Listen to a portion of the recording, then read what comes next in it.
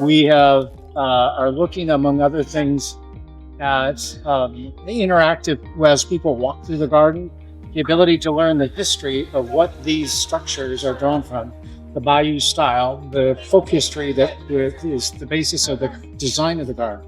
So we're trying to figure out a way, short of having all kinds of docents at every spot, that people who are touring through the garden can learn more about Chinese culture simply by scanning a QR code and learning more.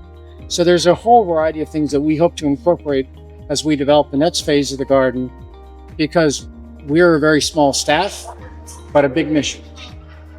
One of the important things to know is that the fastest growing population in the Seattle area is Asian American, and most particularly Chinese American. But we now have fourth generation Chinese Americans who their kids, their families are very far distanced from the original first generation that came to Seattle. So we believe it's part of our mission to help them connect with both their culture, the history, but frankly to look at what modern China is, which is always a challenge in something that's looking backwards towards the Bayou traditions, which is how do we press upon them the major, massive changes that have occurred here in Chongqing. We have folks that came here, that are here with our delegation, that came in 1986.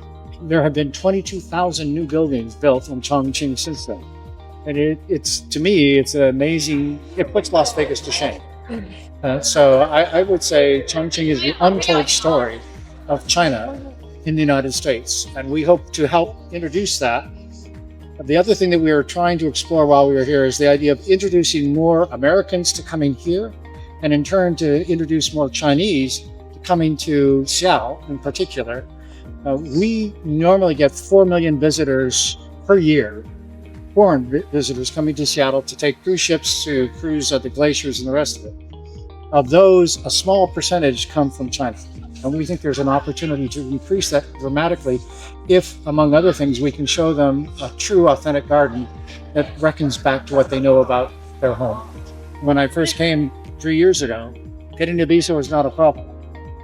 But I think many people, Americans, think of Hong Kong, they think of Shanghai, they think of the Great Wall. They don't think about the vast majority of China as something that they want to go see and do. And I went to Dazhou and was just amazed that this World UNESCO site, if I asked 100 Americans on the street, do you know what is a UNESCO World Heritage Site? Have you ever thought about looking at these monumental sized carvings?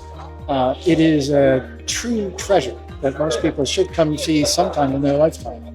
So yes, I think that's part of the challenge we have as friends of China, as friends of Chongqing, is educating people that there is something well worth putting the money, the time, and the effort to come here. And I looked at the pictures of what, during World War II, what Chongqing looked like. And then I looked at it and sort of came back and said, this city is more than a phoenix.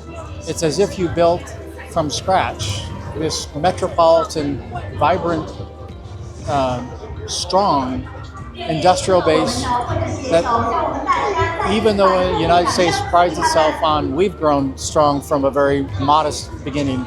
I think the city of Chongqing is an amazing transformation. When we were here 2 years ago, we were talking about how to keep a green city, how to keep, make sure air pollution doesn't overcome. When you go from, how many million to 32 million, that's a lot of cars, that's a lot of, things that could generate pollution. And yet from our standpoint in the United States, we fight hard to try and say, for my children, for my grandchildren, how do we keep a city that is attractive, that has parks, and yet at the same time we have to build new housing. We have a great housing shortage. So the desire to try and keep the quality of life in the city is a similar challenge to here in Chongqing, as you have grown so fast. And I've always felt we have things to learn from Chongqing, and hopefully we can share what we've learned with Chongqing and back and forth. You can't trust other people if you haven't met them. And you can't build a better world if you don't all pull together. And we believe the garden is part of that effort to bring people together from many different cultures to understand the shared heritage. And then in the long run, I think my grandchildren I hope to inspire them to work as hard as I have to build ties across the lines, if you will, that are artificial boundaries in the water between different countries.